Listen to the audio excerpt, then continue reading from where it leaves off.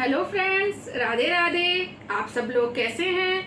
आज हम शुरू कर रहे हैं गोपियों के द्वारा दुर्वासा को भोजन एवं उससे शिक्षा। राधे राधे।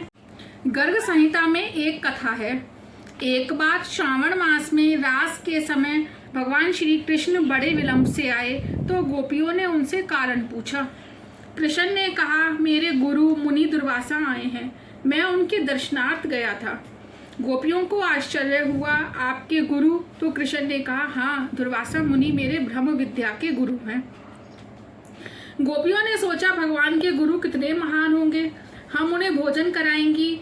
श्री कृष्ण ने कहा, मेरे गुरु भूख लगने पर दिन में एक ही बार दूर्वा रस पीते हैं, भोजन नहीं करते। तुम्हारा प्रेम शुद्ध होगा तो वह आहार करेंगे। गोपियों ने भांति भांति के मिष्ठान बनाए।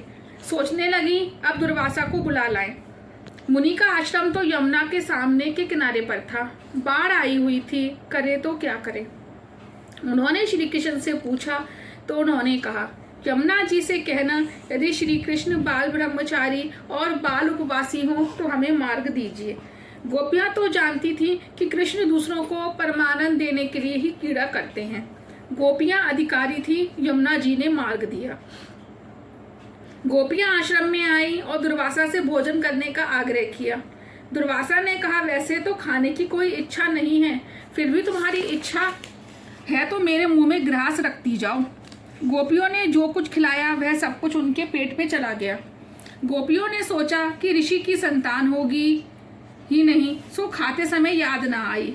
उन्होंने दुर्वासा जी से पूछा, आपने भोजन तो भली भांति किया है ना? दुर्वासा, नहीं तो मैं तो नित्य उपवासी हूँ। यदि मेरी बात जचती नहीं है तो यमुना जी से कहना, यदि दुर्वासा नित्य उपवासी हो तो मुझे मार्ग दे। बिल्कुल वैसा ही हुआ। गोपियों ने श्री कृष्ण को भी सब कुछ बताया। गुरु शिष्य दोनों बराबर के हैं। इतनी सारी रानियां होते हुए भी कृष्ण बाल ब्रह्मचारी हैं और मिष्ठान का ढेर डकार जाने वाले ऋषि दुर्वासा नित्य उपवासी। यह कैसे ब्रह्मचारी हैं और यह कैसे उपवासी? दुर्वासा को किसी भी प्रकार की वासना नहीं है। उन्होंने खाया तो बहुत, किंतु बिल्कुल स्वाद लिए बिना ही खाने वाला और खिलाने वाला नारायण है। दुर्वासा को यह ब्रह्म उपासना है, खाने वाला और खिलाने वाला ब्रह्म ही है। सो उन दुर्वासा की बात सच है कि वे नित्य उपवासी हैं। निष्काम श्री कृष्ण का ध्यान करने वाला व्यक्ति स्वयं भी निष्काम हो जाता है। चीरहरण लीला की ऋषि रूपा गोपियां 5-6 वर्ष की कुमारी थीं। उन कुमारिकाओं की इच्छा थी श्री कृष्ण उनको पति के रूप में मिले। श्री कृष्ण इसमें भाषा तो अलौकिक है, किंतु रहस्य अलौकिक। जब तक जीव आवरण के अंदर होता है तब तक वह ईश्वर से मिल नहीं पाता। श्री कृष्ण ने सखियों को उपयुक्त समय में मिलने का वचन दिया था। ध्यान रहे, रास में गोपियों की देह से मिलन नहीं है। गोपियों ने 5 भौतिक शरीर का त्याग कर दिया। इन गोपियों का स्वरूप अप्राकृत चिंतन में आनंद रूप है। पंच महाभूत के शरीर को परमात्मा स्पर्श नहीं करते। भागवत में स्पष्ट कहा है, रासलीला 5 भौतिक शरीर के त्याग के बाद ही हुई थी। किसी को शंका होगी, गोपियों का 5 भौतिक शरीर कैसे छूट गया? श्री कृष्ण का वियोग तो अग्नि है। पति के विरह में जिस प्रकार पतिव्रता पत्नी जलती है, उसी प्रकार परमात्मा का विरह जीव को जलाता है। प्रभु के विरह के समय जीव का संसार में रम्मान रहना पाप है। श्री कृष्ण की विरह अग्नि ने गोपियों के 5 भौतिक शरीर को जला दिया और उनको श्री कृष्ण की भांति अप्राकृत रसात्मक शरीर प्राप्त हुआ। गोपियां कृष्ण विरह में जलती हैं। हमारी यह करुणता ही है कि यह जीव भगवान के वियोग के समय सांसारिक वासनाओं से खिलवाड़ करता रहता है। संसार के भोग रोग समान ही हैं। श्री कृष्ण के दर्शन मात्र से अब उनकी तृप्ति नहीं हो पाती है। दर्शन में द्वैत है। गोपियों को जब से गोवर्धन लीला में श्री कृष्ण के परमात्मा स्वरूप का दर्शन हुआ है, तब से उनमें प्रेम भाव का बीजोरोपण हुआ था। उन्होंने कन्हैया की बांसुरी भी सुनी। प्रेम का आरंभ द्वैत से होता है। समय के साथ प्रेम बढ़ता जाता है तो दोनों को एक हो जाने की इच्छा होती है। मैं को मिटाकर तू होना, स्वयं को पिर्रे पात्र से मिला देना, पिर्रे पात्र से सायुज्य सिद्ध करना ही प्रेम है।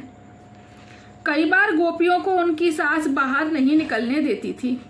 उनकी व्याकुलता को देखकर कन्हैया उनके रसोई घर में प्रकट हो जाता था। जीव जब अति आतुर होता है तब ईश्वर उससे मिलने के लिए आते हैं। गोपियों का प्रेम धीरे धीरे बढ़ता जा रहा है। श्री कृष्ण से मिलना है, एक होना है। अब पल भर का भी विरह सहा नहीं जाता। कृष्ण विरह से वह मूर्छित हो जाती थी। जीव शुद्ध होकर ईश्वर से मिलने के लिए आतुर हो गया है। अब रासलीला होगी। कृष्ण ने अपने बाल मित्रों से कहा था, जब भी किसी को मूर्छा आए उन्हें बुलाया जाए। गोपियों की मूर्छा उतारने का उपाय वह जानते हैं। गोपियों के मन और प्राण उन्हीं में हैं। गोपियां मूर्छित हुईं तो कन्हैया को बुलाया गया। वह समझ गए कि गोपियों का प्रेम भाव बढ़ता जा रहा है। कन्हैया ने गोपी को सहलाते हुए कान में कहा, शरद पूर्णिमा की रात्रि को तुझसे मिलूंगा, तब तक धीरज रखकर मेरा सतत ध्यान करती रहना। वैष्णव तो प्रेमी से मिलने की आशा में ही जीते हैं। कन्हैया अवश्य मिलेगा। गोकुल में सभी गोपियां रास में नहीं गई थीं। जिन गोपियों को अधिकार प्राप्त हुआ था वही जा सकी थीं। युवा अवस्था से ही भक्ति का रंग लगना चाहिए। वृद्धावस्था में भक्ति का रंग चढ़े वह ठीक तो है, किंतु उत्तम नहीं। जो केवल वृद्धावस्था में ही भक्ति का आरंभ करता है उसे युवावस्था के काम सुखों का स्मरण सताता रहता है। वृद्धावस्था में यदि अंदर से भक्ति उत्पन्न ना हो पाए तो दूसरों की टीका टिप्पणी करने का जी हो जाता है। परायों की, दूसरों की रहन सहन, घर गृहस्थी, व्यवहार आदि की चू चप्पड़ करते रहना सबसे बड़ा पाप है। जब भी स्त्रियां एक दूसरे से मिलती हैं तो पति, संतान, बहू, कपड़े लत्ते आदि की बातों में लगी रहती हैं। जो भक्ति के रंग में रंग जाते हैं वे ऐसी फालतू बातों में भाग नहीं लेते। बाल पक जाने के बाद माला ना फेरे तो उसका कलेजा और भी काला हो जाता है। बाल के साथ कलेजा उजला ना हो सके यह बहुत दुखद बात है। कन्हैया उस गोपी के कानों में कुछ कह रहा था और गोपी की मूर्छा दूर हो रही थी। एक वृद्धा ने यह देखा तो उसको दाल में कुछ काला नजर आया। मुझे ये मंत्र जानना ही होगा, उस बूढ़ी ने ढोंग किया। घर का काम करते करते जानबूझकर जमीन पर लेट गई। बहू को दुख हुआ। उसने श्री कृष्ण के पास जाकर कहा, नाथ पधारिए, मेरी सासू जी मूर्छित हो गई हैं। बेचारी बहू को क्या खबर थी कि उसकी सास कपट कर रही है। कन्हैया ने कहा, जिसके बाल पक गए हों उसको मेरे मंत्र से कोई लाभ नहीं हो पाता, सो मैं नहीं आऊंगा। किंतु गोपी ने बड़े प्रेम से आग्रह किया तो वह इनकार ना कर सके। कन्हैया ने वृद्धा का निदान किया कि इस बूढ़ी के सिर पर भूत सवार हो गया है, किंतु चिंता ना करना, मैं भूत उतारने की विद्या जानता हूँ। एक लकड़ी तो ला दो कोई। बूढ़ी ने मनी मन कहा, अरे बाप रे, इतने में तो लकड़ी आ गई और कन्हैया ने उस बूढ़ी को 2 फटके मार दिए। बूढ़ी तुरंत बोल पड़ी, मुझे मूर्छा नहीं आई थी, मैं ढोंग कर रही थी। कन्हैया ने कहा, हाँ देखो भूत बोल रहा है। 2 फटके और जड़ दिए। जरा सोचो तो, मनुष्यों का बाह्य वेश तो वैष्णव का होता है और मन में काम, क्रोध, कंचन, कामनी को रमाता रहता है। बाहर से भक्त होने का ढोंग करता है। यह ढोंग अभिमानी ही तो भूत है जो जीवन की पिटाई के लिए कारणभूत है।